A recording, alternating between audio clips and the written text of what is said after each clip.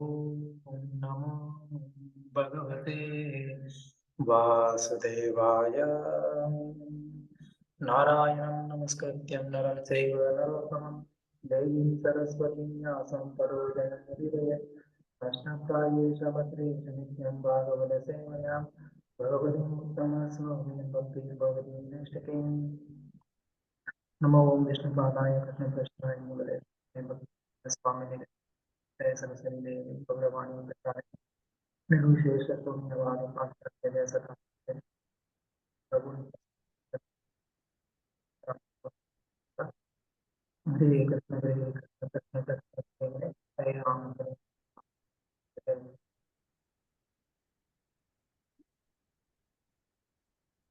ஸ்ரீமத் பாகவதம் முதல் ஸ்கந்தம் அத்தியாயம் 1 பதம் 11. பூரிணி பூரி கர்மாணி கௌதவ்யானி விபாகச்ச அதத்சதோத்ரயத்யத்சாரம் समुद्धृत्य मनीषया मृगीवक्त्राय भूतानां येनात्मसु प्रसीदति. ಹರೇ ಕೃಷ್ಣ. ಶ್ರೀಮದ್ ಭಾಗವತ ಮೊದಲನೆಯ ಸ್ಕಂದ ಮೊದಲನೆಯ ಅಧ್ಯಾಯ 11ನೆಯ ಶ್ಲೋಕ. ಭೂರಿಣಿ ಭೂರಿ ಕರ್ಮಾಣಿ ಶ್ರೋತವ್ಯಾನಿ ವಿಭಾಗಶಃ ಅತ ಸಾದೋತ್ರ ಯಸ್ಸಾರಂ ಸಮುದ್ರುತ್ಯ ಮನೀಷಯಾ ಬ್ರೂಹಿ ಭದ್ರಾಯ ಭೂತಾನಾಂ ಯೇನಾತ್ಮ ಸುಪ್ರಸೀದತಿ. ಹರೇ ಕೃಷ್ಣ. ಯಾರಾದ್ರೂ ಪುಸ್ತಕ ಇರೋರು ಓದ್ಬೋದು. ಹರೇ ಕೃಷ್ಣ. ಶ್ಲೋಕ 11.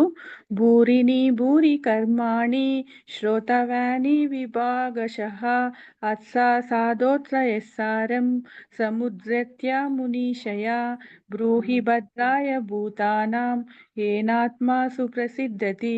ಹರೇ ಕೃಷ್ಣ ಮಾತಾಜಿ. हरे कृष्ण प्रभु जी। पूरणी पूरी कर्माणि श्रोतव्यानि विभागशः अधः सादोत्र यत्सारं समुद्धृत्य मनीषया ब्रूहि भद्राय भूतानां येनात्मा सुप्रसीदति. हरे कृष्ण. हरे कृष्ण प्रभु. நான் வாசிக்கிறேன் பிரபு. ஹரே கிருஷ்ணா. பதம் 11. பூரிணி பூரி கர்மாணி ஸ்ரோதவ்யானி விபாகசகம் அதக் சாதோத்ர யத்சாரம் சமுத்ருத்ய மனிஷயா ப்ரூஹி பத்ராய பூதானாம் ஏனாத்மாசு பிரசீததி. ஹரே கிருஷ்ணா. ಹರೇ ಕೃಷ್ಣ. Translation. ஹரே கிருஷ்ண பிரபுஜி. ஒரு நிமிஷம். ஹரே கிருஷ்ண பிரபுஜி. ஹரே கிருஷ்ண பிரபுஜி. இப்போ என்னோட புக்ல 135வது பக்கத்துல பதம் 11 வேற ஒரு ஸ்லோகன் இருக்கு பிரபுஜி. வதந்தி தத்துவ அப்படி இருக்கு. இரண்டாவது அத்தியாயத்தை எடுத்திருக்கீங்க. முதல் அத்தியாயத்தை. ஆமாங்க பிரபுஜி. என்கிட்ட முதல் அத்தியாயம் புக்கு தான் இருக்கு. முதல் கேண்டோ தானேங்க பிரபுஜி? முதல் கேண்டோ தானே? ஃபர்ஸ்ட் கேண்டோ ஃபர்ஸ்ட் அத்தியாயம் பதம் 11. ஆனா என்கிட்ட என்ன இருக்குன்னா வதந்தி தத்துவ விதஸ்தத்துவம் அது மாதிரி இருக்கு. யஜ்ஞானம் அத்வையம் பிரக்மேதி பரமாத்மேதி பகவான் இது சப்தியதே அப்படி இருக்கு. அது இது அத்தியாயம் 2ல இது சொல்றது. அத்தியாயம் 2ல இருக்குது. நீங்க பாக்குறது அத்தியாயம் 2. அத்தியாயம் 1ல இதுல பாருங்க. அத்தியாயம் 1ல பாருங்க மாதாஜி. பேஜ் நம்பர் 80ல பாருங்க மாதாஜி. ஹரே கிருஷ்ணா. 71. 81 page number 81. 81ல வேற ஏதோ இருக்கு. 81ல வேற 80 சைடுல இந்த சைடுல இருக்கு பாருங்க. பூரிணி பூரி கர்மாணின்னு இருக்கே பதம் 11. சரிங்க மாதாஜி. நான் அப்புறம் கிளாரிஃபை பண்ணிக்கிறேன். சாரி பிரபுஜி. సారీ ప్రభుజీ. హరే కృష్ణ. హరే కృష్ణ. శాస్త్రములు అనేకములుగా నుండి వాటన్నిటి యందును పలు విధములైన విద్యుక్త ధర్మములు ఉపదేశింపబడినవి. ఆ ధర్మములు వాటి వివిధ శాఖల బహు సంవత్సరముల అధ్యయనము పిమ్మటయే తెలియబడగలవు. కావున ఓ మహర్షి, సర్వజనుల శ్రేయస్సును గోరి ఆ శాస్త్రములన్నిటి సారమును గ్రహించి తదుపదేశము ద్వారా వారి హృదయములు సంతృప్తి చెందు రీతిలో దయతో విశదీకరింపుడు. హరే కృష్ణ ప్రభు. ஹரே கிருஷ்ணா பிரபுஜி. மொழிபெயர்ப்பு. பல வகையான சாஸ்திரங்களில் பல வகையான கடமைகள் விதிக்கப்பட்டு உள்ளன. அவற்றின் பல்வேறு பிரிவுகளையும் பல ஆண்டுகளுக்கு பிறகுதான் கற்றறிய முடியும். எனவே ஓ முனிவரே, தயவு செய்து இவ்வெல்லா சாஸ்திரங்களில் இருந்தும் சாராம்சத்தை தேர்ந்தெடுத்து அனைத்து ஜீவராசிகளின் நன்மைக்காகவும் தயவு கூர்ந்து அதை விளக்குங்கள். இத்தகைய உபதேசங்களால் அவர்களுடைய இதயங்கள் பூர்ணமாக திருப்தி அடையக்கூடும். ஹரே கிருஷ்ணா பிரபுஜி. தேங்க்யூ பிரபுஜி. தேங்க்யூ. இல்ல பக்தி சரஸ்வதி தாக்கூர் வந்து பாகவதம் அப்படிங்கிறது அப்படின்னு சொல்லி சொல்றாரு. ಸೊ ಶ್ರೀಲ ಭಕ್ತಿ ಸಿದ್ಧಾಂತ ಸರಸ್ವತಿ ಠಾಕೂರ್ ಬಂದು ಶ್ರೀಮದ್ ಭಾಗವತ ಎಷ್ಟೊಂದು ಉತ್ತೀರ್ಣವಾದಂತ ಒಂದು ಗ್ರಂಥ ಅಂತ ಹೇಳ್ಬಿಟ್ಟು ಹೇಳ್ತಾ ಇದ್ದಾರೆ. ஸ்ரீமத் பாகவதம் பகவானுடைய ஒரு நேரடியான அவதாரம். ಸೊ ಶ್ರೀಮದ್ ಭಾಗವತಂ ಅನ್ನುವಂತ ಒಂದು ಗ್ರಂಥ ಬಂದು ಭಗವಂತನ ನೇರವಾದ ಒಂದು ಅವತಾರವಾಗಿದೆ. அந்த பாகவதத்தை நம்மளால பௌதிகமான புலன்கள்னால வந்து அளக்கணும்னு நினைச்சா அதனால ಸೊ ನಾವು ಈ ಶ್ರೀಮದ್ ಭಾಗವತವನ್ನ ಈ ಭೌತಿಕವಾದಂತ ಇಂದ್ರಿಯಗಳ ಮುಖಾಂತರವಾಗಿ ಅದನ್ನ ಪಡ್ಕೊಳ್ಬೇಕು ಅಂತಂದ್ರೆ ಅದು ಸಾಧ್ಯವಾಗಲ್ಲ. அதை யாராவது ஒரு நாத்திகன் வந்து அதை படிச்சு புரிஞ்சு அதை வந்து தெரிஞ்சுக்கணும்னு நினைச்சானா பாகவதம் அதுக்கு வந்து அனுமதிக்க. ಸೊ ಯಾರಾದ್ರೂ ಒಬ್ಬ ನಾಸ್ತಿಕರು ಬಂದ್ಬಿಟ್ಟು ಈ ಶ್ರೀಮದ್ ಭಾಗವತವನ್ನ ಓದಿ ಅರ್ಥ ಮಾಡ್ಕೊಂಡು ಹೇಳೋದಕ್ಕೆ ಪ್ರಯತ್ನ ಪಟ್ರೆ ಶ್ರೀಮದ್ ಭಾಗವತ ಅದಕ್ಕೆ ಒಪ್ಕೊಳ್ಳೋದಿಲ್ಲ, ಅನುಮತಿ ಕೊಡೋದಿಲ್ಲ. ಭಾಗವತத்துல வருத்தப்பட வேண்டிய ஒரு விஷயம் என்ன அப்படின்னு கேட்டா, ಇದ್ರಲ್ಲಿ ನಾವು ಯೋಚನೆ ಮಾಡ್ಬೇಕಾದಂತ ಒಂದು ವಿಷಯವೇನು ಅಂತಂದ್ರೆ, வந்து படித்தவர்கள் தங்களை வந்துட்டு ரொம்ப பண்டிತர்கள். ಸೊ ಯಾವಾಗ್ಲೂ ಓದಿರ್ತಕ್ಕಂಥವ್ರು ತುಂಬಾ ಪಂಡಿತರು ಅಂತ ಅನ್ಕೊಂಡಿರ್ತಾರೆ. அவங்க எல்லாம் பாகவதம்னா என்னன்னே தெரியாம தங்களை வந்து பண்டிதர்கள்னு சொல்லி. ಸೊ ಅವರೆಲ್ಲ ಶ್ರೀಮದ್ ಭಾಗವತ ಅಂದ್ರೆ ಏನು ಅಂತಾನೆ ಅರ್ಥ ಮಾಡ್ಕೊಳ್ದೇನೆ ಅವರನ್ನ ಪಂಡಿತರು ಅಂತ ಹೇಳ್ಕೊಳ್ತಾ ಇರ್ತಾರೆ. இலக்கியங்களை வந்து படிச்சுட்டு ஒருத்தர் வந்து பண்டிதர் ஆயிட முடியாது. ಸೊ ಬೇರೆ ಬೇರೆ ಗ್ರಂಥಗಳನ್ನ ಓದ್ಬಿಟ್ಟು ಅವರು ಒಬ್ಬ ಪಂಡಿತನಾಗೋದಕ್ಕೆ ಸಾಧ್ಯವಾಗೋದಿಲ್ಲ. இந்த ஸ்ரீமத் பாகவதம் அப்படிங்கிறது எல்லா பௌதிகமான இலக்கியங்களை விட இது வந்து உயர்வானதா இருக்கு. ಸೊ ಶ್ರೀಮದ್ ಭಾಗವತ ಅನ್ನೋದು ಎಲ್ಲಾ ಈ ಭೌತಿಕ ಪ್ರಪಂಚದಲ್ಲಿ ಇರ್ತಕ್ಕಂಥ ಗ್ರಂಥಗಳಿಗಿಂತ ಉತ್ತೀರ್ಣವಾದದ್ದು. ஒரு இலக்கிய பாகவதத்தை படித்தார் அப்படின்னு சொன்னா இந்த பாகவதத்துல பிரபுஜி. ಸೊ ಒಬ್ಬ ಯಾರಾದ್ರೂ ಒಬ್ಬ ಪಂಡಿತರು ಬಂದ್ಬಿಟ್ಟು ಶ್ರೀಮದ್ ಭಾಗವತವನ್ನ ಓದಿದ್ದಾರೆ ಅಂತಂದ್ರೆ ಬೇರೆ ಯಾವ್ದ್ರಲ್ಲೂ ಈ ತರ ಒಂದು ಗ್ರಾಮರ್, ಈ ತರ ಒಂದು ಬರಹ ಇರೋದಿಲ್ಲ. ಆ ರೀತಿಯಾಗಿ ಶ್ರೀಮದ್ ಭಾಗವತದಲ್ಲಿ ಇರುತ್ತೆ. இந்த பாகவதத்துடைய அந்த புகழை ஒருத்தர்னால என்ன பண்ண முடியாது, அசைக்க கூட முடியாது அப்படின்னு சொல்றாரு. ಸೊ ಶ್ರೀಮದ್ ಭಾಗವತದ ಹೊಗಳಿಕೆಯನ್ನ ಒಬ್ಬರ ಕೈಯಲ್ಲಿ ಏನ್ ಮಾಡೋದಕ್ಕಾಗೋದಿಲ್ಲ ಅಂದ್ರೆ ಅದನ್ನ ಕದಲ್ಸೋದಕ್ಕೂ ಸಹ ಆಗೋದಿಲ್ಲ ಅವ್ರ ಕೈಯಲ್ಲಿ. இந்த அளவுக்கு இந்த ஸ்ரீமத் பாகவதத்தை வந்து ஒரு சின்ன அளவு கூட வந்துட்டு அசைச்சு பார்க்க முடியாத அளவுக்கு இந்த பாகவதம் உயர்ந்ததாகவும் ஞானம் மிகுந்ததாகவும் இருக்கு. ಸೊ ಈ ರೀತಿಯಾಗಿ ಒಂದು ಚಿಕ್ಕ ಒಂದು ಇದು ಸಹ ಅದನ್ನ ಕದಲ್ಸೋದಕ್ಕೆ ಆಗದೆ ಇರೋ ರೀತಿಯಲ್ಲಿ ಶ್ರೀಮದ್ ಭಾಗವತ ಬಂದು ತುಂಬಾ ಉತ್ತೀರ್ಣವಾದದ್ದಾಗಿದೆ, ಮತ್ತೆ ಅಷ್ಟೊಂದು ಜ್ಞಾನವನ್ನ ಹೊಂದಿರತಕ್ಕಂತ ಒಂದು ಗ್ರಂಥವಾಗಿದೆ. அதனாலதான் வந்து பிரபுபாதர் வந்து சொல்றாரு ஒரு லெக்சர்ல. ಸೊ ಪ್ರಭುಪಾದರು ಒಂದು ಲೆಕ್ಚರ್ ಅಲ್ಲಿ ಹೇಳ್ತಾ ಇದ್ದಾರೆ, அதனால இந்த பாகவதத்தை தவிர்த்து வேற பௌதிகமான புஸ்தகங்களை படிக்கிறதுல தயவு செஞ்சு உங்க நேரத்தை வீணாக்காதீங்க. ಸೊ ಪ್ರಭುಪಾದರು ಹೇಳ್ತಾ ಇದ್ದಾರೆ, ಈ ಭಾಗವತವನ್ನ ಬಿಟ್ಟು ಬೇರೆ ಯಾವುದೋ ಒಂದು ಪುಸ್ತಕಗಳನ್ನ ಓದೋದ್ರಲ್ಲಿ ನಿಮ್ಮ ಸಮಯವನ್ನ ವ್ಯರ್ಥ ಮಾಡಬೇಡಿ ಅಂತ. இந்த பாகவதம்ங்கிற அந்த புக் எதுக்கு இருக்குன்னா, கிருஷ்ணரை மறந்து இருக்கிற நமக்கு கிருஷ்ணரை ஞாபகப்படுத்துறதுக்காக இருக்கு. ಸೊ ಈ ಶ್ರೀಮದ್ ಭಾಗವತ ಪುಸ್ತಕ ಯಾಕಿದೆ ಅಂತಂದ್ರೆ, ಕೃಷ್ಣನನ್ನ ಮರ್ತಿರ್ತಕ್ಕಂತ ನಾವು ಕೃಷ್ಣನನ್ನ ಜ್ಞಾಪಕ ಮಾಡೋದಕ್ಕೋಸ್ಕರ ಈ ಪುಸ್ತಕವಿದೆ ಅಂತ ಹೇಳ್ತಿದ್ದಾರೆ. இது மட்டும் இல்ல, இந்த பாகவதம் வந்து நம்மள கிருஷ்ணருக்கு வந்து ஒரு ரொம்ப லாஃபுல் லாஃபுல் அப்படின்னு நம்மள வந்து ரொம்ப லாஃபுல்னு என்ன சொல்றது, நேரவாದ கிருஷ்ணர் ನ್ಯಾಯವಾದ. நியாயமுள்ளவங்கள நடந்துக்க வைக்குது. ಸೊ ಈ ಅದು ಮಾತ್ರ ಅಲ್ದಿರ ಶ್ರೀಮದ್ ಭಾಗವತ ಬಂದು ತುಂಬಾ ನ್ಯಾಯಬದ್ಧವಾಗಿ ನಡ್ಕೊಳ್ಳೋದಕ್ಕೆ ಒಂದು ಮೂಲ ಕಾರಣವಾಗಿರುತ್ತೆ. ஆனா இந்த ஸ்ரீமத் பாகவதம் அப்படிங்கிறது நமக்கு கிடைச்சிருக்கக்கூடிய ஒரு பொக்கிஷம். ಸೊ ಇದರಿಂದ ಶ್ರೀಮದ್ ಭಾಗವತ ಬಂದ್ಬಿಟ್ಟು ನಮ್ಗೆ ಸಿಕ್ಕಿರ್ತಕ್ಕಂತ ಒಂದು ಬೊಕ್ಕೇಶು. அத படிக்கிறதுக்கு நம்ம வந்து நேரத்தை கொடுக்காம நம்ம வேற வேற விஷயங்களுக்கெல்லாம் நேரத்தை கொடுத்துட்டு நான் ரொம்ப பிஸி அப்படின்னு சொல்றதுல நம்ம வந்து பெருமைப்படுறதுல அர்த்தமே கிடையாது. ಸೊ ಅದಕ್ಕೆ ನಾವು ಸಮಯವನ್ನ ನೀಡದೆ ಬೇರೆ ಬೇರೆ ವಿಷಯಗಳಲ್ಲೆಲ್ಲ ತುಂಬಾ ಸಮಯವನ್ನ ಹಾಳು ಮಾಡ್ಬಿಟ್ಟು ನಾನ್ ತುಂಬಾ ಬ್ಯುಸಿ ಆಗಿದ್ದೀನಿ, ನನ್ಗೆ ಇದನ್ನ ಓದೋದಕ್ಕೆ ಸಮಯ ಇಲ್ಲ ಅಂತ ಹೇಳ್ಬಾರ್ದು. அந்த மாதிரி ஒருத்தர் சொன்னார் அப்படின்னு சொன்னா அத வந்து பகவான் எப்படி பாப்பாருன்னா, ಸೊ ಈ ರೀತಿಯಾಗಿ ಒಬ್ಬ ವ್ಯಕ್ತಿ ಹೇಳ್ತಾ ಇದ್ದಾರೆ ಅಂತಂದ್ರೆ ಅವರನ್ನ ಭಗವಂತ ಹೇಗೆ ಯಾವ ರೀತಿಯಾಗಿ ನೋಡ್ತಾರಂತಂದ್ರೆ, ஒரு குழந்தைக்கு அப்பா வந்து கொஞ்சம் செல்வத்தை வந்து கொடுக்குறாரு. ಸೊ ಒಬ್ಬ ಮಗುಗೆ ತನ್ನ ತಂದೆ ಬಂದ್ಬಿಟ್ಟು ಸ್ವಲ್ಪ ಐಶ್ವರ್ಯವನ್ನ ನೀಡ್ತಾರೆ.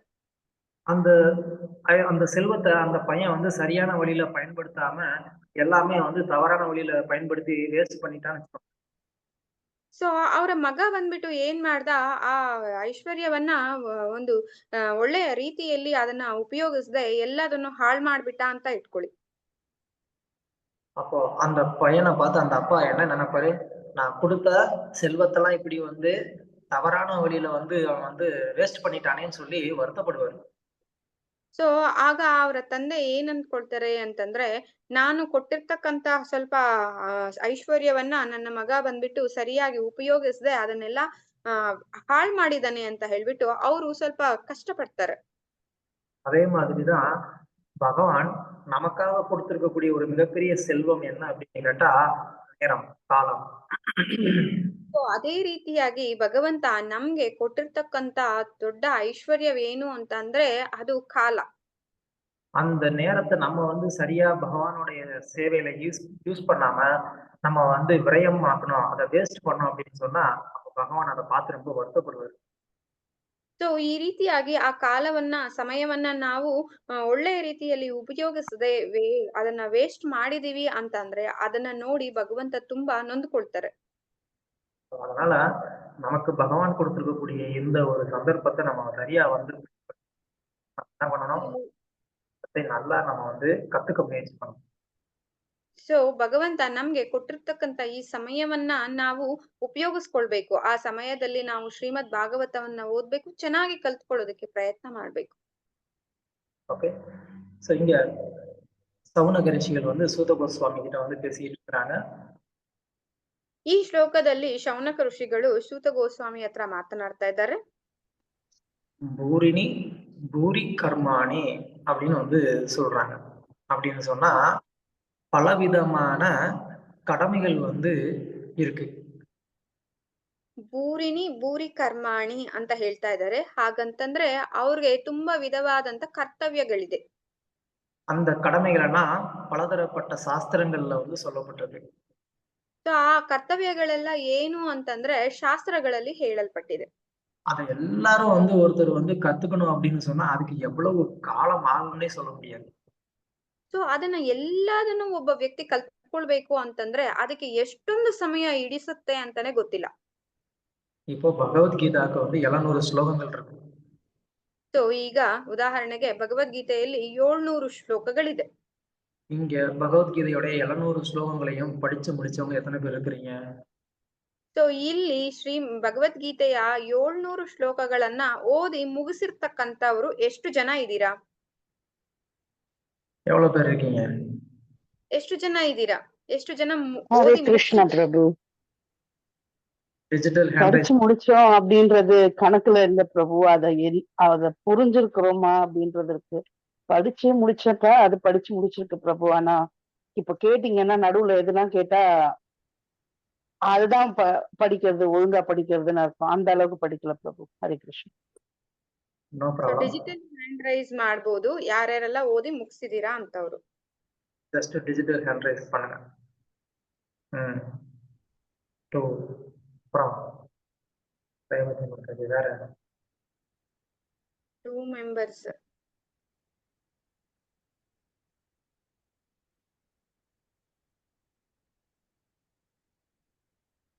மொத்தமே 3 பேர் தான் படிச்சிருக்கீங்க. 4 வேற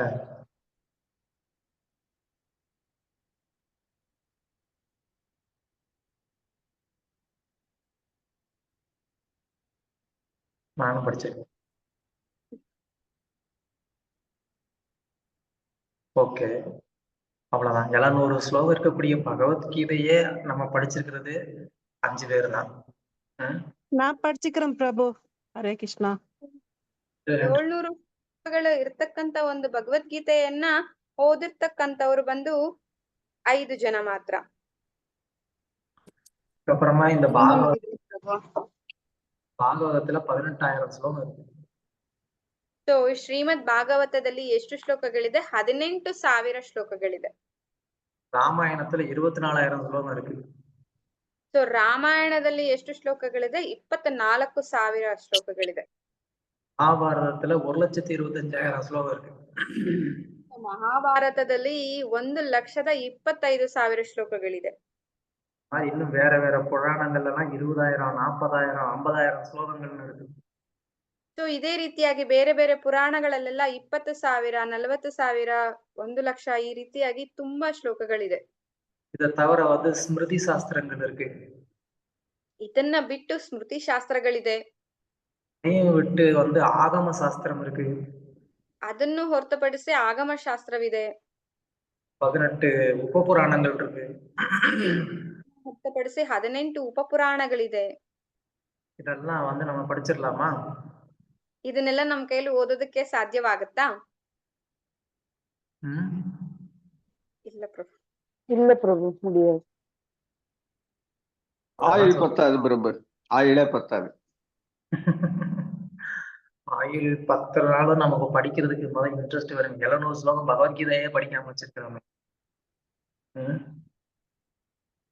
அதனாலதான் இங்க வந்து சவுனக ரிஷிகள் வந்து கேக்குறாங்க, இந்த மாதிரி வந்து பலவிதமான சாஸ்திரங்கள் இருந்தாலும் கலியுகத்துல வந்து என்ன மாதிரி ஆளுங்க நிறைய பேர் இருப்பாங்கன்னு சொல்லிதான் வந்து சவுனக ரிஷிகள் வந்து என்ன கேக்குறாங்க, தயவு செஞ்சு என்ன பண்ணுங்க, அத வந்து சாரமா எங்களுக்கு சொல்லுங்க அப்படிங்கிறாங்க. ಸೊ ಅದಕ್ಕೆ ಇಲ್ಲಿ ಶೌನಕ ಋಷಿಗಳು ಕೇಳ್ಕೊಳ್ತಾ ಇದ್ದಾರೆ ಏನಂತ ಹೇಳ್ಬಿಟ್ಟಂತಂದ್ರೆ, ಎಷ್ಟು ಪುರಾಣಗಳಿದ್ರೂನು ಈ ಕಲಿಯುಗದಲ್ಲಿ ಬಂದ್ಬಿಟ್ಟು ಜನಗಳಿಗೆ ಅಷ್ಟು ಪೇಶನ್ಸ್ ಇರೋದಿಲ್ಲ, ಅವ್ರಿಗೆ ಓದೋದಕ್ಕೆ ಸಾಧ್ಯನೂ ಆಗೋದಿಲ್ಲ ಅವ್ರಿಗೆ. ಅದಕ್ಕೋಸ್ಕರ ಅದರಲ್ಲಿ ಇರ್ತಕ್ಕಂಥ ಸಾರವನ್ನ ಮಾತ್ರ ಹೇಳಿ ಅದನ್ನ ಚಿಕ್ಕದಾಗಿ ಅಂತ ಹೇಳಿ ಕೇಳ್ಕೊಳ್ತಾ ಇದ್ದಾರೆ.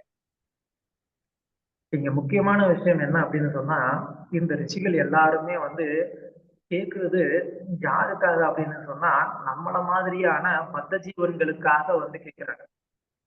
ಸೊ ಇಲ್ಲಿ ಒಂದು ಮುಖ್ಯವಾದಂತ ವಿಷಯವನ್ನ ನಾವು ನೋಡ್ಬೇಕಾಗಿದೆ. ಅದು ಇಲ್ಲಿ ಈ ಋಷಿ ಮುನಿಗಳೆಲ್ಲಾನು ಕೇಳ್ತಾ ಇರೋದು ಯಾರಿಗೋಸ್ಕರ ಇದನ್ನೆಲ್ಲ ಅಂತಂದ್ರೆ, ನಮ್ಮಂತ ಒಂದು ಬದ್ಧ ಜೀವಿಗಳಿಗೋಸ್ಕರ ಅವರು ಈ ರೀತಿಯಾಗಿ ಕೇಳ್ತಾ ಇದ್ದಾರೆ. சமுத்ருத்யா மனிஷயா, மனிஷயா அப்படின்னு சொன்னா நம்மள மாதிரியான பக்த ஜீவன்களுக்கு வந்து என்ன பண்ணணும், அந்த ஒரு முடிவான ஒரு நன்மையை நீங்க வந்து எடுத்து சொல்லணும்னு கேக்குறாங்க. ಸೊ ಅದಕ್ಕೆ ಅವ್ರು ಕೇಳ್ತಾ ಇದ್ದಾರೆ, ನಮ್ಮ ರೀತಿಯಾದಂತ ಬದ್ಧ ಜೀವಿಗಳಿಗೆ ಒಂದು ಚಿಕ್ಕದಾಗಿ ಒಂದು ಸಾರಾಂಶವನ್ನ ತೆಗೆದು ಅದರಲ್ಲಿ ಹೇಳ್ಬೇಕು ಅಂತ ಹೇಳ್ಬಿಟ್ಟು ಅವ್ರು ಕೇಳ್ತಾ ಇದ್ದಾರೆ. ಬ್ರಹ್ಮಿ ಭದ್ರಾಯ ಭೂದಾನ ஏனாத்ம சுப்ரசீததி, சுப்ரசீததி அப்படின்னு சொன்னா பூரண திருப்தி வந்து கிடைக்கணும். ಸೊ ಸುಪ್ರಸೀದತಿ ಅಂತ ಹೇಳಲ್ಪಟ್ಟಿದೆ ಇದ್ರಲ್ಲಿ. ಯಾಕೆ ಅಂತಂದ್ರೆ ನಾವು ಇದನ್ನ ಕೇಳ್ಬೇಕಾದ್ರೆ ಏನಾಗ್ಬೇಕು, ಪೂರ್ಣ திருப்தியನ್ನ அடையಬೇಕು. அதாவது நமக்கு நம்ம நம்ம செய்ய வேண்டிய கடமை என்னங்கிறதுடைய சாரம் தெரியணும். ಸೊ ನಮಗೆ ಇಲ್ಲಿ ನಾವು ಮಾಡ್ತಕ್ಕಂತ ಕರ್ತವ್ಯದ ಸಾರವೇನು ಅಂತ ಹೇಳ್ಬಿಟ್ಟು ತಿಳ್ಕೊಳ್ಬೇಕು. அப்புறமா வந்து பத்ராய, அது வந்து எல்லாருக்குமே நன்மை கொடுக்கக்கூடியதா இருக்கணும். ಸೊ ಭದ್ರಾಯ ಅಂತಂದ್ರೆ ಅದು ಆ ಕಾರ್ಯ ಬಂದ್ಬಿಟ್ಟು ಎಲ್ಲರಿಗೂನು ಒಳ್ಳೆಯದನ್ನ ಮಾಡ್ತಕ್ಕಂಥದ್ದಾಗಿರ್ಬೇಕು. அப்புறமா ஏன ஆத்மா சுப்ரசீததி, அது ஆத்மாக்கு வந்து பூர்ண திருப்தி கொடுக்கக்கூடியதா இருக்கணும். ಅದು ಬಂದು ಯಾವ ರೀತಿಯಾಗಿರ್ಬೇಕಂದ್ರೆ ಆತ್ಮಗೆ ತುಂಬಾ ಹ್ಮ್ ಸಂ ತೃಪ್ತಿಯನ್ನ ನೀಡ್ತಕ್ಕಂಥದ್ದಾಗಿರ್ಬೇಕು. பத்ராய பூதானாம் அப்படின்னு சொன்னா எல்லா ஜீவராசிகளுக்கும், மனிதர்களுக்கு மட்டும் கிடையாது. அதன் மூலமா மற்ற ஜீவராசிகளுக்கும் அது வந்து நன்மை கொடுக்கக்கூடியதா இருக்கணும். ಸೊ ಇಲ್ಲಿ ಹೇಳ್ತಾ ಇದಾರೆ ನಮಿಗ್ ಮಾತ್ರ ಅಲ್ಲ, ಎಲ್ಲಾ ಜೀವರಾಶಿಗಳಿಗೂ ಅದು ಸಂತೃಪ್ತಿಯನ್ನ ನೀಡ್ತಕ್ಕಂಥದ್ದಾಗಿರ್ಬೇಕು. அது எப்படி? ஒரே ஒரு அந்த கடமையை வந்து தெரிஞ்சுக்கிறதன் மூலமா நம்ம மற்ற எல்லா ஜீவராசிகளுக்கும் நம்மளால எப்படி வந்து நன்மையை கொடுக்க முடியும்? ಸೊ ಅದು ಹೇಗೆ? ಒಂದೇ ಒಂದು ಕರ್ತವ್ಯವನ್ನ ನಾವು ತಿಳ್ಕೊಳ್ಳೋದ್ರ ಮೂಲಕವಾಗಿ ಎಲ್ಲಾ ಜೀವರಾಶಿಗಳಿಗೆ ನಾವು ಸಂತೃಪ್ತಿಯನ್ನ ಹೇಗೆ ನೀಡೋದಕ್ಕೆ ಸಾಧ್ಯ ಆಗುತ್ತೆ? அது ஆத்மாக்கும் பூர்ண திருப்தி கொடுக்கக்கூடியதாகவும் இருக்கும். ಅದು ಹೇಗೆ? ಅದು ಆತ್ಮಗೂ ಸಹ ಸಂಪೂರ್ಣವಾದಂತ ತೃಪ್ತಿಯನ್ನ ನೀಡ್ತಕ್ಕಂಥದ್ದಾಗಿರ್ಬೇಕು ಆಗಿದೆ. சோ அது வந்து ரொம்ப ரொம்ப சூட்சுமமானது. ಅದು ಬಂದು ತುಂಬಾ ತುಂಬಾ ಸೂಕ್ಷ್ಮವಾದದ್ದು. உதாரணத்துக்கு வந்து நம்ம பாகவதத்துல 4வது ஸ்கந்தத்துல பிராஷின பர்கி அப்படின்னு ஒரு அரசனுடைய கதை வந்து நம்ம பார்க்கலாம்.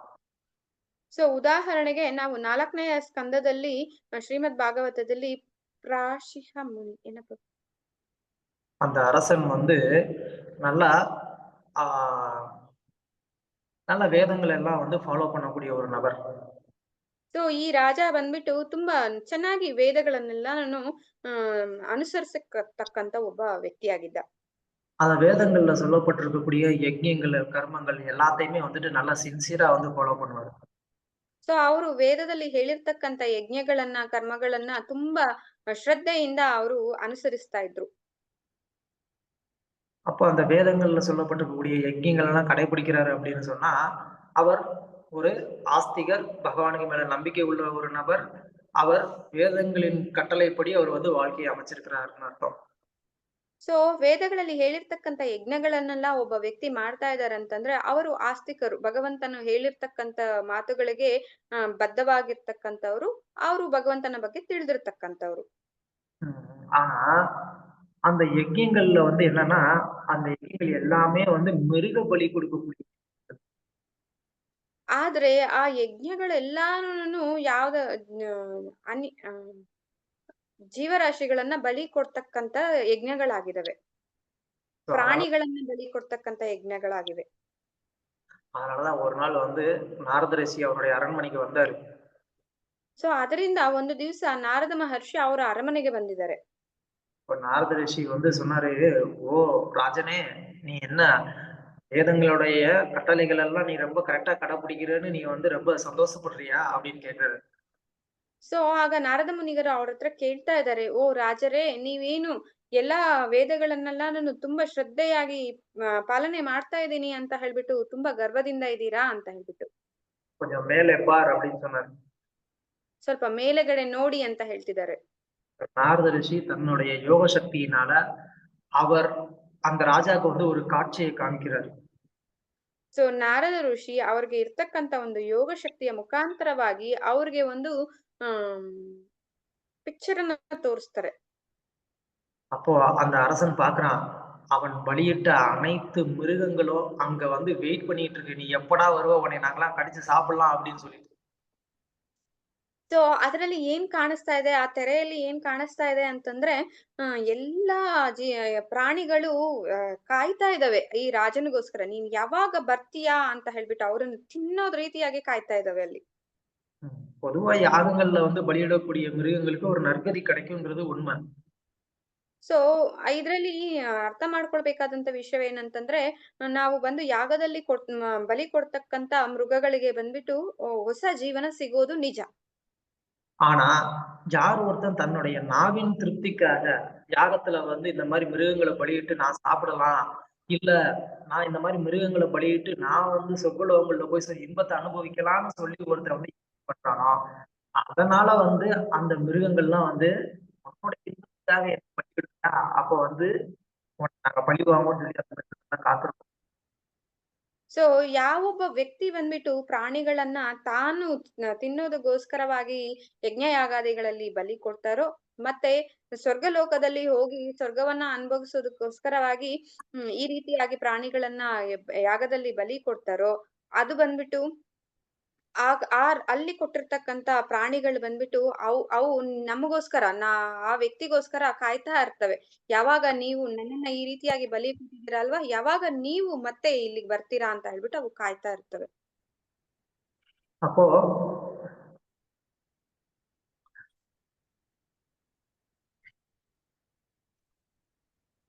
அந்த ராஜா வந்து வேதங்களில் சொல்லப்பட்ட அந்த கடமைகளை தான் கடைபிடிச்சாரு.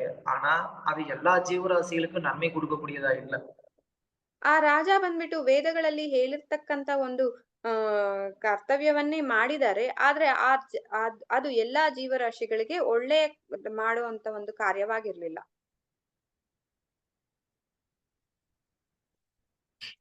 அதுதான் வந்து இங்க வந்து இந்த சவுனகரிசிகள் வந்து கேக்குறாங்க. எல்லாருக்கும் நன்மை கொடுக்கக்கூடியது அதை நீங்க வந்து சொல்லுங்க அப்படின்னு.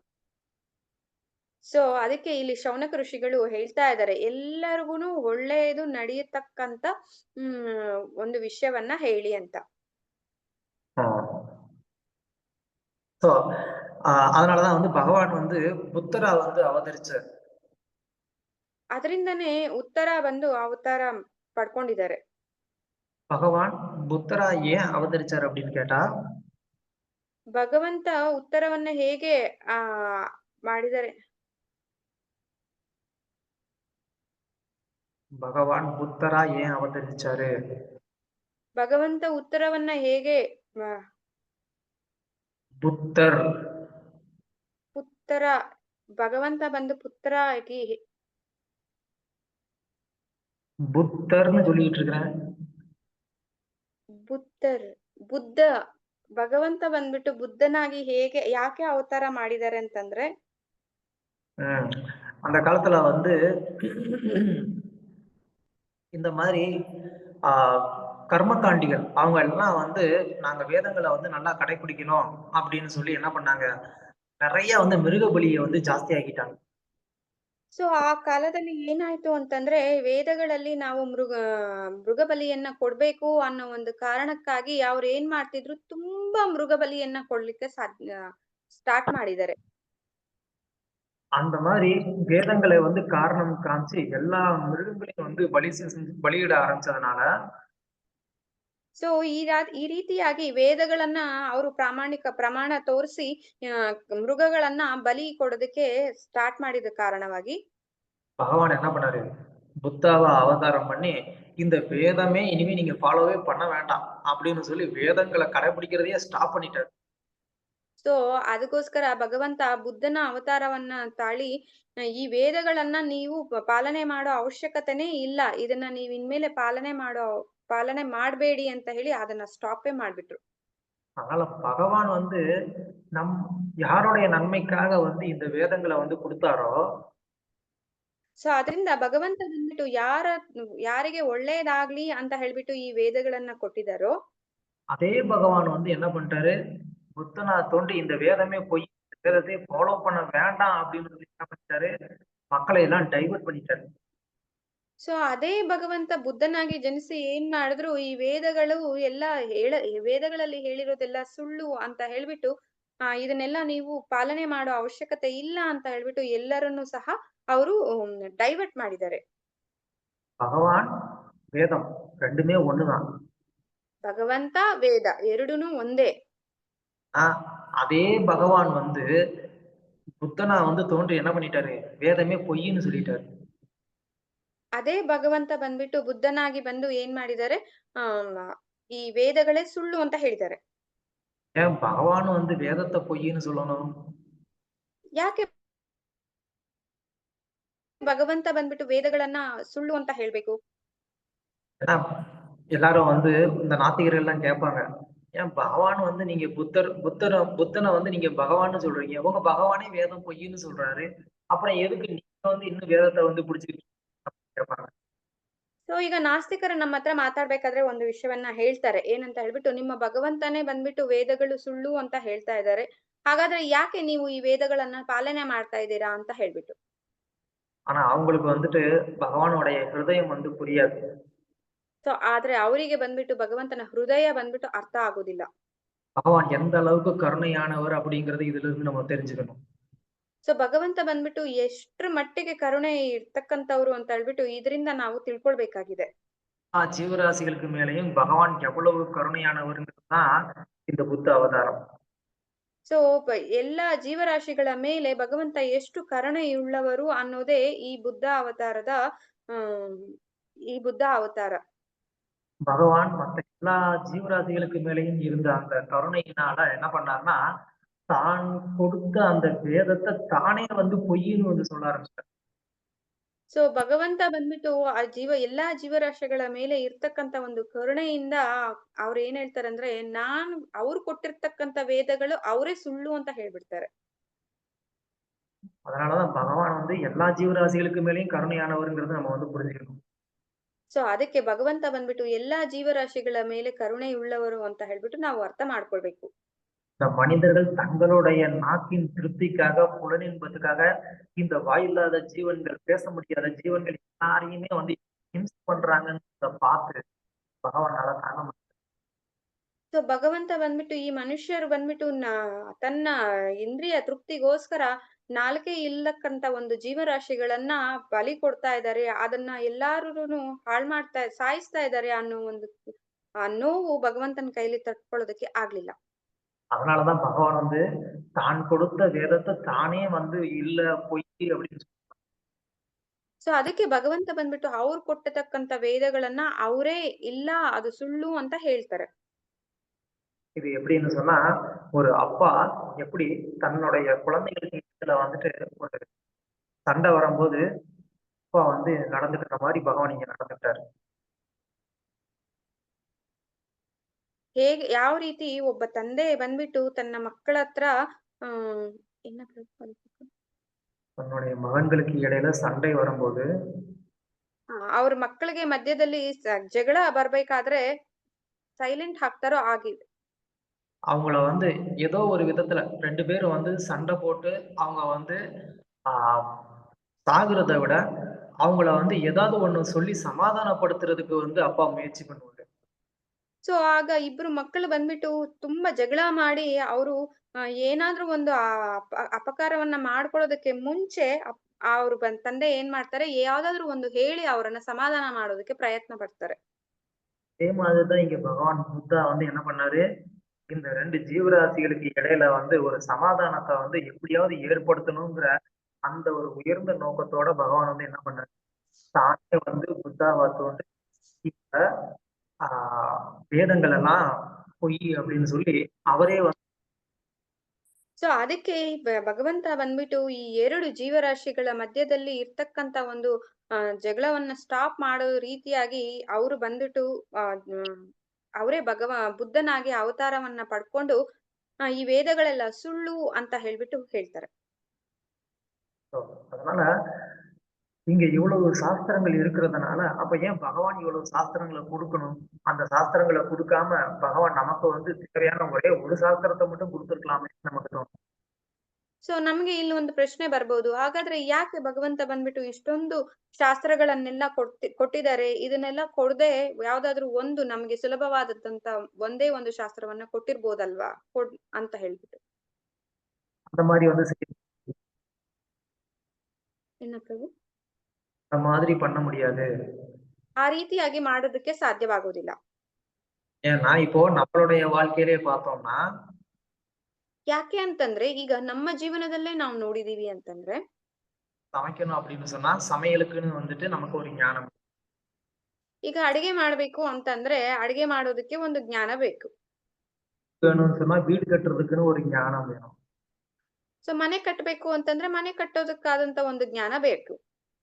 ஏதாவது போகணும் வாகனம் வரணும் அப்படின்னு சொன்னா அதுக்கு ஒரு வாகனம், ஒரு வெஹிக்கிள் வேணும். அந்த வெஹிக்கிள் வேணும்னா அந்த வெஹிக்கிளை செய்யறதுக்கு ஒரு ஞானம். ಸೊ ಎಲ್ಲಾದ್ರೂ ನಾವು ಹೊರಗಡೆ ಹೋಗ್ಬೇಕು ಬರ್ಬೇಕು ಅಂತಂದ್ರೆ ಒಂದು ವಾಹನ ಬೇಕು, ಆ ವಾಹನವನ್ನ ಚಾಲನೆ ಮಾಡೋದಕ್ಕೆ ಅದಕ್ಕೆ ಬೇಕಾದಂತ ಒಂದು ಜ್ಞಾನವಿರ್ಬೇಕು. வந்து சாப்பிடுற தானியங்கள் கிரெயின்ஸ் எல்லாம் விளைய வைக்கணும்னா அதுக்கு ஒரு ஞானம் வேணும். ನಾವು ಈಗ ತಿನ್ನುವಂತ ಧಾನ್ಯಗಳನ್ನೆಲ್ಲ ಬೆಳೆಯೋದಕ್ಕೆ ಒಂದು ಜ್ಞಾನ ಬೇಕು. இது மாதிரி நம்ம போட்டிருக்கக்கூடிய ஒரு ட்ரெஸ் இருக்கு. இந்த ட்ரெஸ்ஸை தயாரிக்கணும்னா அதுக்கு ஒரு ஞானம் வேணும். ನಾವು ಈಗ ಹಾಕೊಂಡಿರ್ತಕ್ಕಂತ ಒಂದು ಡ್ರೆಸ್ ಇದೆ, ಅದನ್ನು ಸಹ ತಯಾರಿ ಮಾಡ್ಲಿಕ್ಕೆ ಒಂದು ಜ್ಞಾನ ಬೇಕು. இந்த மாதிரி நம்மளுடைய தேவைக்கு ஏத்த மாதிரி பலவிதமான ஞானங்கள் நமக்கு வந்து அவசியமா இருக்கு. ಸೊ ಈ ರೀತಿಯಾಗಿ ನಮ್ಗೆ ಅವಶ್ಯಕತೆ ಇರ್ತಕ್ಕಂತ ಒಂದು ವಸ್ತುಗಳಿಗೆ ತಕ್ಕಾಗಿ ಡಿಫ್ರೆಂಟ್ ಜ್ಞಾನ ಬೇಕಾಗಿದೆ. அது மாதிரிதான் நமக்கு பகவான் கிட்ட இருந்து தேவைப்படக்கூடிய விஷயங்களும் நிறைய இருக்கு. ಸೊ ಅದೇ ರೀತಿಯಾಗಿ ಭಗವಂತನ ಹತ್ರದಿಂದ ನಮಗೆ ಉಪಯೋಗಕರವಾದಂತ ವಿಷಯಗಳು ತುಂಬಾ ಇದೆ. நமக்கு வந்துட்டு மழை வேணும், வெயில் வேணும், தானியம் நல்லா விளையணும், குழந்தைகள் வேணும், செல்வம் வேணும், படிப்பு வேணும், இப்படி எவ்வளவோ விஷயங்கள் நமக்கு தேவைப்படுது.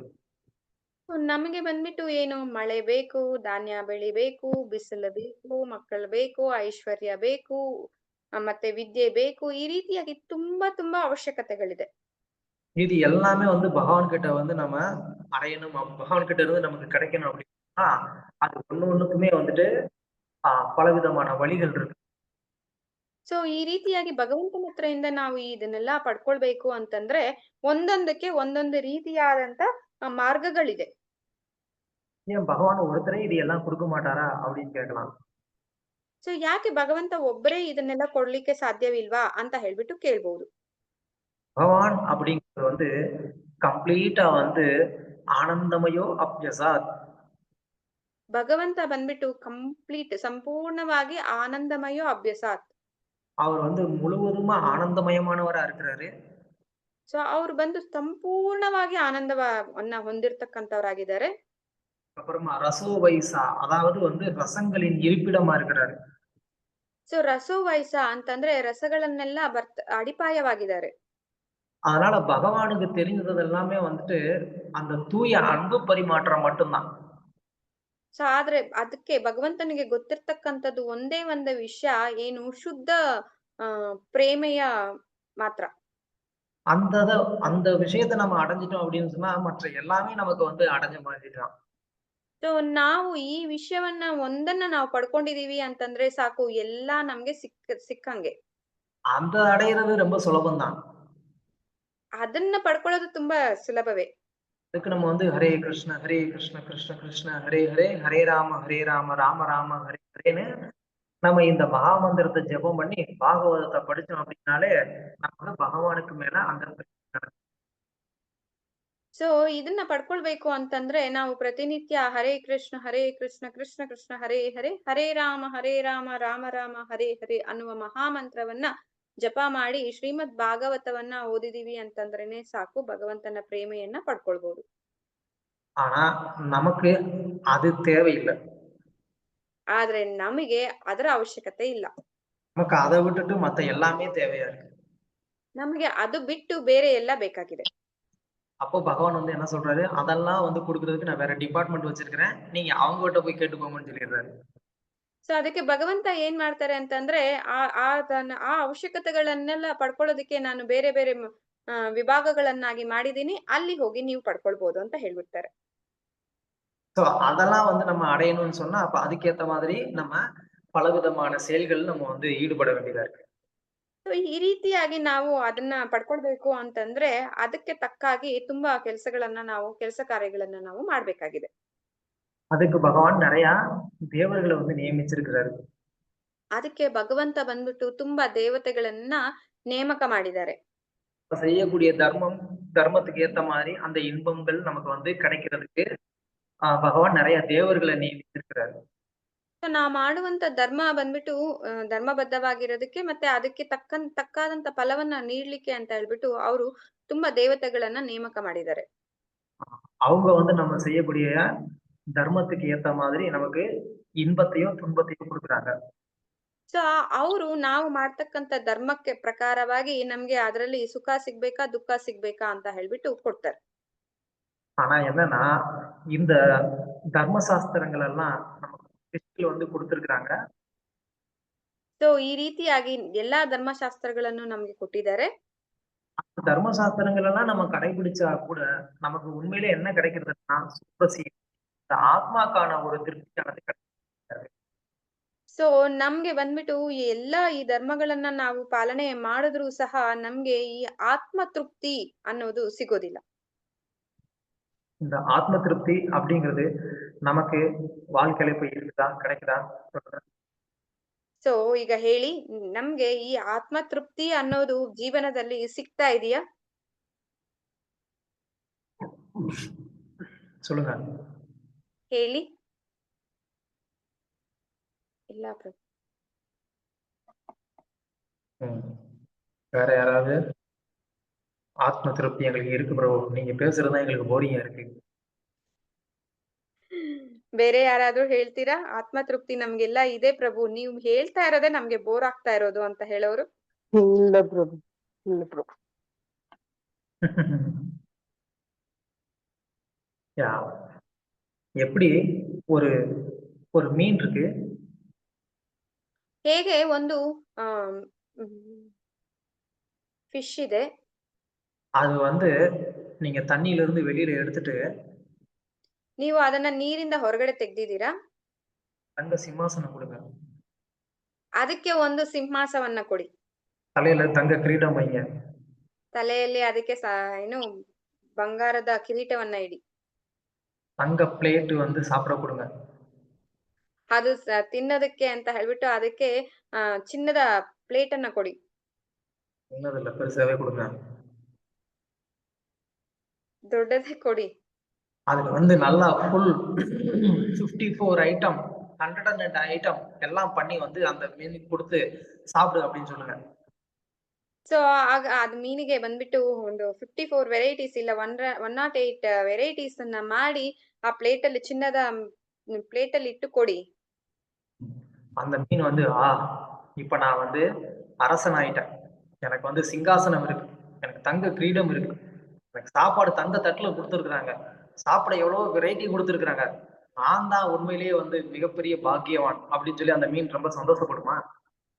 ಆಗ ಆ ಮೀನು ಬಂದ್ಬಿಟ್ಟು ನನಗೆ ಕೂತ್ಕೊಳ್ಳೋದಕ್ಕೆ ಸಿಂಹಾಸನವಿದೆ, ತಲೆಯ ಮೇಲೆ ಕಿರೀಟವಿದೆ, ಮತ್ತೆ ನನ್ಗೆ ಚಿನ್ನದ ಪ್ಲೇಟ್ ಅಲ್ಲಿ ತುಂಬಾ 108 ವೆರೈಟೀಸ್ ಪ್ರಸಾದವನ್ನ ನೀಡಿದ್ದಾರೆ ತಿನ್ನೋದಕ್ಕೆ ಅಂತ ಹೇಳ್ಬಿಟ್ಟು ಅದು ತುಂಬಾ ಏನಾದ್ರೂ ಖುಷಿ ಪಡುತ್ತಾ? ಹೇಳಿ. நீர் இல்லாம தத்தளிச்சு கஷ்டப்படும். அது உயிரே போயிடும் பிரபுஜி, அனுபவிக்கிறதுக்கு அதோட உயிர் இருக்காது. அந்த மீன் முதல்ல என்ன தெரியுமா கேட்கும், அட அறிவு கட்டவங்க எல்லாம் என்னைய தண்ணியில போட்டுருங்கன்னா அப்புறமா எதுனாலும் பேசிக்குவோம்னு சொல்லணும். ಆ ಮೀನು ಫಸ್ಟ್ ಏನ್ ಹೇಳುತ್ತೆ ಅಂತಂದ್ರೆ, ಬುದ್ಧಿ ಇಲ್ದಿರೋ ಜೀವರಾಶಿಗಳೇ ನನ್ನನ್ನು ತಗೊಂಡೋಗಿ ಫಸ್ಟ್ ನೀರಲ್ಲಿ ಹಾಕಿ ಆಮೇಲೆ ಏನಾದ್ರೂ ಮಾತಾಡ್ಕೊಳ್ಳೋಣ ಅಂತ ಹೇಳುತ್ತೆ. மாதிரி இந்த ஜீவாத்மாக்கு வந்து இந்த பௌதிகமான இன்பங்கள் வசதிகள் எவ்வளவுதான் கொடுத்தா கூட அந்த ஜீவாத்மனால அந்த உண்மையான ஒரு ஆனந்தத்தை வந்து அனுபவிக்க. ಸೊ ಅದೇ ರೀತಿಯಾಗಿ ಈ ಜೀವಾತ್ಮಗೆ ಈ ಭೌತಿಕ ಪ್ರಪಂಚದಲ್ಲಿ ಇರ್ತಕ್ಕಂತ ಎಷ್ಟೇ ಒಂದು ಸೌಕರ್ಯಗಳನ್ನ ನೀಡಿದ್ರೂ ಸಹ ಅದಕ್ಕೆ ಆತ್ಮಗೆ ಬೇಕಾದಂತ ಒಂದು ತೃಪ್ತಿ ಸಿಗೋದಿಲ್ಲ. அதுக்கு உண்மையான அந்த திருப்தி அப்படிங்கிறது எப்படி அந்த மீனுக்கு வந்து தண்ணியில கிடைக்குதோ அதே மாதிரி இந்த ஆத்மாவுக்கு உண்மையான திருப்திங்கிறது பகவானுடைய சேவையில ஈடுபடும் போதுதான் கிடைக்கும். ಸೊ ಯಾವ ರೀತಿಯಾಗಿ ಈ ಮೀನಿಗೆ ಬಂದ್ಬಿಟ್ಟು ಆ ತೃಪ್ತಿ ಬಂದ್ಬಿಟ್ಟು ನೀರಲ್ಲೇ ಸಿಗುತ್ತೋ ಅದೇ ರೀತಿಯಾಗಿ ಈ ಜೀವಾತ್ಮದಲ್ಲಿ ಇರ್ತಕ್ಕಂತ ಆತ್ಮಗೆ ತೃಪ್ತಿ ಅನ್ನೋದು ಭಗವಂತನ ಸೇವೆಯಲ್ಲಿ ಮಾತ್ರ ಸಿಗುತ್ತೆ. அதுதான் வந்து எல்லா சாஸ்திரங்களினுடைய ஒரு சாரம். ಸೊ ಇದೇ ಬಂದು ಎಲ್ಲಾ ಶಾಸ್ತ್ರಗಳ ಸಾರವಾಗಿದೆ. அதுதான் பகவத்கீதையில கிருஷ்ணர் வந்து சொல்றாரு. ಇದನ್ನೇ ಭಗವದ್ಗೀತೆಯಲ್ಲಿ ಕೃಷ್ಣ ಹೇಳ್ತಾ ಇದ್ದಾರೆ. வேதாந்த கிருத் வேத வித்தியேவச்சாகம், அதாவது வந்து எல்லா வேதங்களினுடைய ஒரு சாரமா அறிந்து கொள்ள வேண்டிய விஷயம் என்னன்னா அது நான் தான் அப்படின்னு சொல்றாரு. ಸೊ ಅಲ್ಲಿ ಹೇಳ್ತಿದ್ದಾರೆ ಭಗವಂತ ಬಂದ್ಬಿಟ್ಟು ಎಲ್ಲಾ ವೇದಗಳ ಸಾರವಾಗಿ ನೀವ್ ಅರ್ಥ ಮಾಡ್ಕೊಳ್ಬೇಕಾಗಿದ್ದು ನನ್ನನ್ನ ಮಾತ್ರ ಅಂತ ಹೇಳ್ಬಿಟ್ಟು. அதனால எப்ப நம்ம வந்து பகவானோட வந்து தொடர்புக்கு வர்றோமோ அப்பதான் நம்மளால உண்மையான அந்த ஆனந்தத்தை வந்து தரும். ಸೊ ಅದರಿಂದ ನಾವು ಯಾವಾಗ ಭಗವಂತನ ಒಂದು ಜೊತೆಯಲ್ಲಿ ಒಂದು ಸಂಬಂಧವನ್ನ ಬೆಳೆಸ್ಕೊಳ್ಳೋದಕ್ಕೆ ಬರ್ತೀವೋ ಅವಾಗ ನಮ್ಗೆ ತೃಪ್ತಿ ಅನ್ನೋದು ಸಿಗುತ್ತೆ. அதனாலதான் நம்மளுடைய சம்பிரதாயத்துல இருந்த ஆச்சாரியர்கள்லாம் பாத்தீங்கன்னா அவங்கெல்லாம் வந்து மிகப்பெரிய வந்து ஒரு செல்வந்தர்களா இருந்தாங்க. ಸೊ ಅದರಿಂದನೇ ನಮ್ಮ ಸಂಪ್ರದಾಯದಲ್ಲಿ ಇರ್ತಕ್ಕಂತ ಕೆಲವೊಂದು ಆಚಾರ್ಯಗಳನ್ನ ನಾವು ನೋಡಿದೀವಿ ಅಂತಂದ್ರೆ ಅವರು ತುಂಬಾ ಐಶ್ವರ್ಯವಂತರಾಗಿದ್ರು. ஆனா அவங்களுக்குலாம் அந்த ஐஸ்வர்யத்துல வந்து கொஞ்சம் கூட ஒரு திருப்தியே இல்ல. ಆದ್ರೆ ಅವರಿಗೆಲ್ಲ ಆ ಐಶ್ವರ್ಯದಲ್ಲಿ ಒಂದ್ ಸ್ವಲ್ಪನೂ ಸಹ ತೃಪ್ತಿ ಇರ್ಲಿಲ್ಲ. சனாதன கோஸ்வாமியும் ரூப கோஸ்வாமியும் வந்து பாத்தீங்கன்னா ஒரு மிகப்பெரிய மந்திரிகளா இருந்தாங்க. ಸನಾತನ ಗೋಸ್ವಾಮಿಗಳು ಮತ್ತು ರೂಪ ಗೋಸ್ವಾಮಿಗಳು ನೋಡಿದೀವಿ ಅಂತಂದ್ರೆ ಅವರು ದೊಡ್ಡ ಮಂತ್ರಿಗಳಾಗಿದ್ರು. அவங்களுக்கு இருந்த செல்வம் வந்து கணக்கிட முடியாத அளவுக்கு செல்வம்.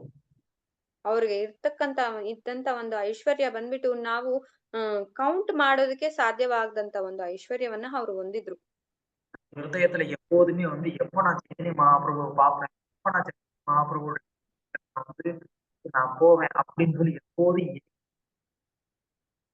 ಆದ್ರೆ ಅವರ ಹೃದಯದಲ್ಲಿ ಯಾವಾಗ ನಾನು ಚೈತನ್ಯ ಮಹಾಪ್ರಭುವನ್ನ ನೋಡ್ತೀನಿ, ಅವ್ರ ಹತ್ರ ಹೋಗ್ತೀನಿ, ಅವರ ಸೇವೆಯನ್ನ ಮಾಡ್ತೀನಿ ಅಂತ ಹೇಳ್ಬಿಟ್ಟು ಅವರ ಮನಸ್ಸಿನಲ್ಲಿ ಈ ಒಂದು ಭಾವನೆ ಯಾವಾಗ್ಲೂ ಇರ್ತಿತ್ತು. அவங்க வந்து அந்த அரசன் வந்து என்ன பண்ணான், அவங்கள அரெஸ்ட் பண்ணி ஜெயில போட்டான். ಆವಾಗ ಒಂದು ರಾಜ ಏನ್ ಮಾಡಿದ್ರು, ಅವ್ರನ್ನ ಅರೆಸ್ಟ್ ಮಾಡಿ ಜೈಲಲ್ಲಿ ಹಾಕಿದ್ರು. விட்டா வந்து போய்வாங்க அப்படின்னு சொல்லி அந்த அரசன் அவங்கள அரெஸ்ட் பண்ணி ஜெயில போட்டான். ಇವ್ರನ್ನ ಬಿಟ್ರೆ ಇವ್ರು ಹೊರಟು ಬಿಡ್ತಾರೆ ಅಂತ ಹೇಳ್ಬಿಟ್ಟು ಅವ್ರನ್ನ ಅರೆಸ್ಟ್ ಮಾಡಿ ಜೈಲಲ್ಲಿ ಹಾಕಿದ್ರು. ஆனா அப்ப கூட அவங்க வந்து என்ன பண்ணாங்க, அந்த ஜெயில இருந்து எப்படி நான் வந்து தப்பிச்சு போகணும் அப்படின்னு சொல்லி அவங்க வந்து பிளான் பண்ணி அதுல இருந்து தப்பிச்சு சைத்தன்ய மகாபிரபு கிட்ட போயிட்டாங்க. ಆಗ ಅವರು ಯೋಚನೆ ಮಾಡಿದ್ರು, ಈ ಜೈಲಿಂದ ಹೇಗೆ ನಾನು ತಪ್ಪಿಸ್ಕೊಂಡು ಹೋಗ್ಬೋದು ಅಂತ ಹೇಳ್ಬಿಟ್ಟು ಅದಕ್ಕೆ ಪ್ಲಾನ್ ಮಾಡಿ ಅವರು ಆ ಜೈಲಿಂದ ತಪ್ಪಿಸ್ಕೊಂಡು ಅವರು ಚೈತನ್ಯ ಮಹಾಪ್ರಭುವನ್ನ ನೋಡೋದಕ್ಕೆ ಹೊರಟ್ಬಿಟ್ರು. நம்ம கதை என்ன அப்படின்னு சொன்னா, ஆசிரமத்துல இருந்து தப்பிச்சு திரும்ப வீட்டுக்கு ஓடி ಆದ್ರೆ ನಮ್ಮ ಕತೆ ಹೇಗಿದೆ ಅಂತಂದ್ರೆ ಆಶ್ರಮದಿಂದ ತಪ್ಪಿಸ್ಕೊಂಡು ನಾವು ಮನೆಗೆ ಓಡ್ಬಿಡ್ತೀವಿ. நம்மளால இந்த வாழ்க்கைலாம் வாழ முடியாதுங்க அப்படின்னு சொல்லிட்டு. ನಮ್ಮ ಕೈಯಲ್ಲಿ ಈ ಜೀವನವೆಲ್ಲ ಮಾಡೋದಕ್ಕೆ ಸಾಧ್ಯವಾಗೋದಿಲ್ಲ ಅಂತ ಹೇಳ್ಬಿಟ್ಟು. அதுதான் நம்மளுடைய நிலைமை. ಅದೇ ನಮ್ಮ ಪರಿಸ್ಥಿತಿ ಆಗಿದೆ. ஆனா அந்த மாதிரியான தூய பக்தர்களுக்கு இந்த பௌதீக செல்வத்தினால வந்து அவங்களுக்கு ஒரு விதமான சாட்டிஸ்பாக்சனும் கிடையாது. ಸೊ ಈ ರೀತಿಯಾದಂತ ಒಂದು ಉನ್ನತ ಸ್ಥಿತಿಯಲ್ಲಿ ಇರ್ತಕ್ಕಂತ ಭಕ್ತರಿಗೆ ಈ ಐಶ್ವರ್ಯ ಎಲ್ಲಾನು ಎಷ್ಟೇ ಐಶ್ವರ್ಯ ಇದ್ರು ಅದರಲ್ಲಿ ಅವ್ರಿಗೆ ಸಂಪೂರ್ಣವಾದಂತ ಒಂದು ಸ್ಯಾಟಿಸ್ಫ್ಯಾಕ್ಷನ್ ಇರೋದಿಲ್ಲ. அது மாதிரி பல பக்தர்களுடைய கதையை நம்ம வந்து பார்க்கலாம். ಸೊ ಈ ರೀತಿಯಾಗಿ ತುಂಬಾ ಭಕ್ತರ ಕಥೆಗಳನ್ನ ನಾವು ನೋಡ್ಬೋದು.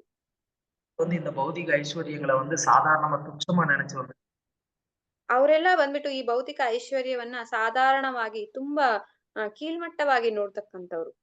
ஆனா நம்மளுடைய வாழ்க்கையவே அந்த பௌதிக செல்வத்தை அந்த அந்த ஐஸ்வர்யத்தை சம்பாதிக்கிறதுக்காகவே நம்ம வாழ்க்கையை வந்து வீணடிச்சிடறோம். ಆದ್ರೆ ನಾವು ನಮ್ಮ ಜೀವನವನ್ನ ಈ ಐಶ್ವರ್ಯವನ್ನ ಇದ್ರಲ್ಲಿ ಸಂಪಾದನೆ ಮಾಡುವುದ್ರಲ್ಲೇ ನಮ್ಮ ಜೀವನವನ್ನ ಪೂರ್ತಿ ಹಾಳು ಮಾಡ್ಬಿಡ್ತಿದೀವಿ. அதனாலதான் இங்க வந்து இந்த சௌனக ரிஷிகள் வந்து கேக்குறாங்க, இவங்க என்ன பண்ணிடுவாங்க, படிக்கிறோம்னு சொல்லிட்டு பலவிதமான சாஸ்திரங்களை படிச்சு கன்ஃபியூஷன்ல ஏற்கனவே போன ஸ்லோகத்துல என்ன சொன்னாரு, மந்த புத்தி அப்படின்னு சொல்லிட்டாரு. அதனால அந்த மந்த புத்தி இருக்கிறதுனால இவங்க என்னமோ படிச்சு என்ன பண்ணிடுவாங்க, கடைசியில தப்பான ஒரு பாதையை பிடிச்சு போயிடுவாங்க. ಸೊ ಅದರಿಂದಾನೇ ಈ ಶ್ಲೋಕದಲ್ಲಿ ಹೇಳ್ತಾ ಇದ್ದಾರೆ ಏನಂತ ಹೇಳ್ಬಿಟ್ಟು, ಇವರು ತುಂಬಾ ಶಾಸ್ತ್ರಗಳಿರೋದ್ರಿಂದ ಎಲ್ಲದನ್ನು ಓದಿ ಅವರು ತಪ್ಪಾದ ಒಂದು ಸಾಧವನ್ನ ನೀಡ್ಬಿಟ್ಟು ಹೋಗ್ಬಿಡ್ತಾರೆ ಅಂತ. அதனால அவங்களை எல்லாம் வந்து இந்த மாதிரி ஒரு தவறான பாதையில போகாம தடுக்கிறதுக்காக வந்து ಸೊ ಅದರಿಂದ ಇವ್ರನ್ನ ಈ ತಪ್ಪಾದ ಒಂದು ಮಾರ್ಗದಲ್ಲಿ ಹೋಗೋದಕ್ಕೆ ಬಿಡ್ದಿರಾ ಚಿಕ್ಕದಾಗಿ ಹೇಳಿ ಅಂತ, ಸಾರಾಂಶವನ್ನ ಹೇಳಿ ಅಂತ. சாராம்சத்தை வந்து ಸೊ ಸಾರಾಂಶವನ್ನ ಹೇಳಿ ಅಂತ ಹೇಳ್ತಿದ್ದಾರೆ. வந்து என்ன பண்ணுவாங்க, கிளியரா இதுதான் எசன்ஸ் சொன்ன உடனே அதை அப்படியே ஃபாலோ பண்ணி அவங்க வந்துருவாங்க. ಸೊ ಆನಂತರ ಏನ್ ಮಾಡ್ತಾರೆ, ಇದೇ ಕ್ಲಿಯರ್ ಆಗಿ ಇದರ ಸಾರಾಂಶ ಅಂತ ಹೇಳಿದೀವಿ ಅಂತಂದ್ರೆ ಅದನ್ನ ಫಾಲೋ ಮಾಡಿ ಬಂದ್ಬಿಡ್ತಾರೆ. அது அவங்களுக்கு வந்துட்டு குழப்பத்தை ஏற்படுத்தாது. ಅದು ಬಂದು ಅವ್ರಿಗೆ ಒಂದು ರೀತಿಯಾದಂತ ಕನ್ಫ್ಯೂಷನ್ ಮಾಡೋದಿಲ್ಲ. அதனால அவங்க வந்து திருப்தியாகவும் இருப்பாங்க. ಅದರಿಂದ ಅವರು ತೃಪ್ತಿಯಾಗೂ ಇರ್ತಾರೆ. சோ அதனால இந்த பாகவதம் அப்படிங்கிறது தான் அந்த மொத்த வேதாந்தத்தினுடைய ஒரு சாரம். ಸೊ ಅದರಿಂದ ಈ ಭಾಗವತಂ ಅನ್ನೋದೇ ಎಲ್ಲಾ ವೇದಾಂತಗಳ ಸಾರಾಂಶವಾಗಿದೆ. அப்ப இந்த பாகவதத்தை படிச்சோம் அப்படின்னாலே நம்ம எல்லா வேதாந்தங்களை படிச்சதா அர்த்தம். ಸೊ ಅದರಿಂದ ನಾವು ಶ್ರೀಮದ್ ಭಾಗವತವನ್ನ ಓದಿದೀವಿ ಅಂತಂದ್ರೇನೆ ಎಲ್ಲಾ ವೇದಗಳನ್ನ ಓದಿದ್ದೀವಿ ಅಂತ ಲೆಕ್ಕ. இந்த பாகவதம் நமக்கு உண்மையான அந்த ஆத்ம திருப்தியை வந்து கொடுக்கும். ಸೊ ಈ ಭಾಗವತ ಬಂದು ನಿಜವಾದ ಆತ್ಮ ತೃಪ್ತಿಯನ್ನ ನೀಡುತ್ತೆ.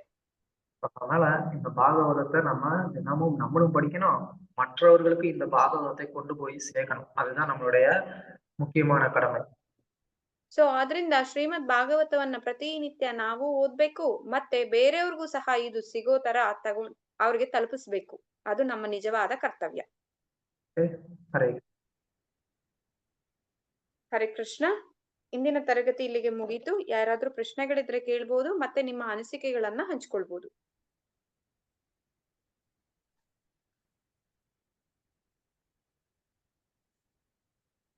யாருக்கா ஏதாவது கேள்வி இருக்கா, கருத்துக்கள் இருக்கா? ಯಾರಿಗಾದ್ರೂ ಏನಾದ್ರೂ ಪ್ರಶ್ನೆಗಳಿದೆಯಾ, ಮತ್ತೆ ಅನಿಸಿಕೆಗಳಿದೆಯಾ? ஹரே கிருஷ்ணா பிரபு. கேள்விகள் இல்ல. அந்த மீன் கதை வந்து எக்ஸாக்ட்லி கரெக்ட் பிரபு. நமக்கு தெரியுது இந்த உலகத்துல இதுதான் நிரந்தரம் இல்லை அப்படின்னு. பட் ஸ்டில் அதுக்காக தான் ஓடுறோம். கேட்டா நம்ம பசங்களுக்கு வைக்கணும், அடுத்த தலைமுறைக்கு வைக்கணும் அப்படின்ட்டு ஓடுறோம்.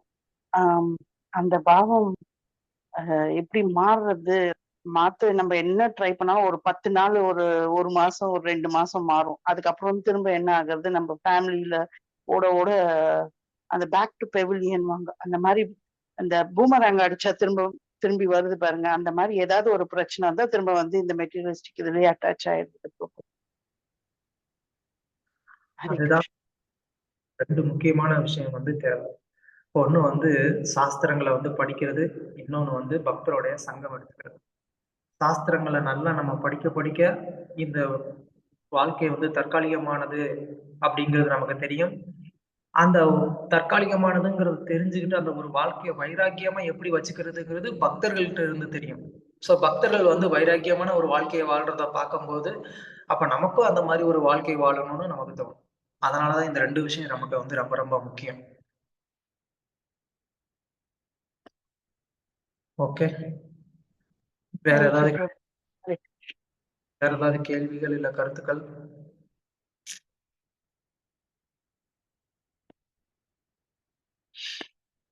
ஸோ இந்த மாதம் நம்ம டிசம்பர் மாரத்தான் பிரபுபாதருடைய புக் டிஸ்ட்ரிபியூஷன் மாரத்தானை நம்ம வந்து பண்ணிக்கிட்டு இருக்கிறோம்.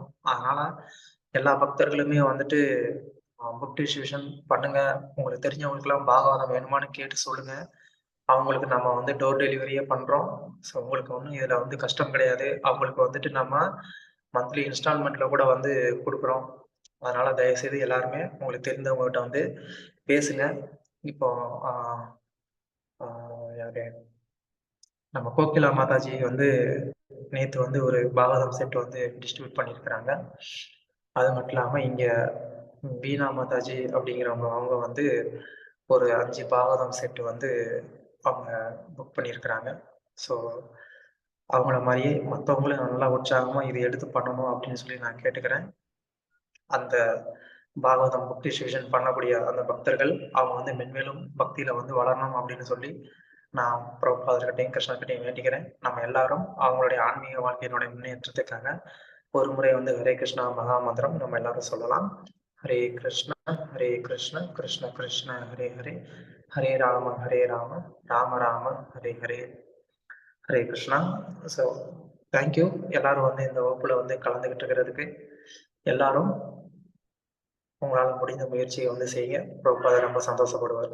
ஓகே, ஹரே கிருஷ்ணா. தேங்க்யூ. நாளைக்கு சந்திக்கலாம். நன்றி பிரபு. ஹரே கிருஷ்ணா. தேங்க்யூ பிரபு. ஹரே கிருஷ்ணா.